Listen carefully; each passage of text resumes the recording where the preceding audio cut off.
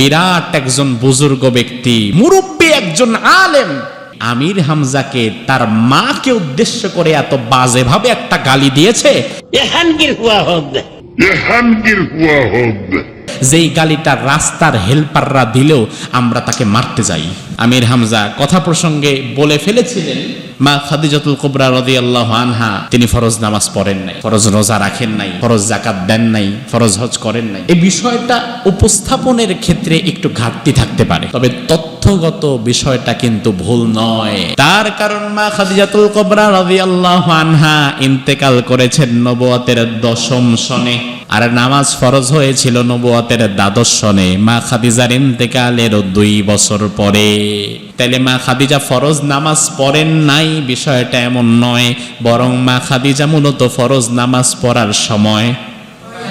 সময় পায় নাই, কারণ তিনার জীবিত থাকা অবস্থায় নামাজ ফরজ ছিল।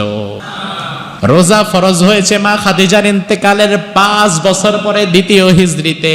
যাকাতও ফরজ হয়েছে রোজার সাথে সাথেই। তাইলে মা খাদিজার ইন্তেকালের 5 বছর পরে যে রোজা ফরজ হয়েছে, তিনি 5 বছর আগেই মারা গিয়েছেন, তিনি ফরজ রোজা রাখতে পারেন নাই।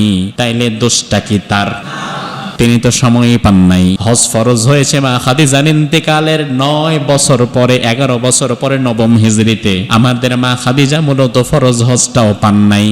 আমার ভাইরা ফরজ রোজা পান নাই, ফরজ হজ পান নাই, ফরজ যাকাত পান নাই, ফরজ নামাজ পান নাই, কিন্তু জান্নাত ঠিকই পেয়েছে।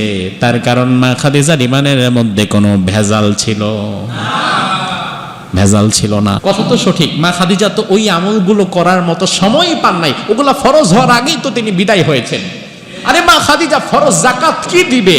বরং মা খাদিজা তো বিবাহের সময় রাসূলকে বলেছেন, ইয়া রাসূলুল্লাহ, আমার সমুদায় সব সম্পদ দ্বীন ইসলামের জন্য আমি আপনার জন্য উৎসর্গ করে দিলাম।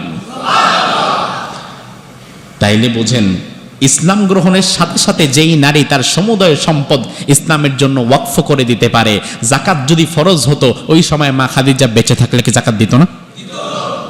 তিনি তো আগেই এর চেয়ে বেশি দিয়ে ফেলেছেন। তিনি তো ইসলামের শুরুতে যাকাত ফরজ হওয়ার আগেই এর চেয়ে বেশি দিয়ে ফেলেছেন। আমির হামজা ভাইয়ের কথাটা ভুল নয়,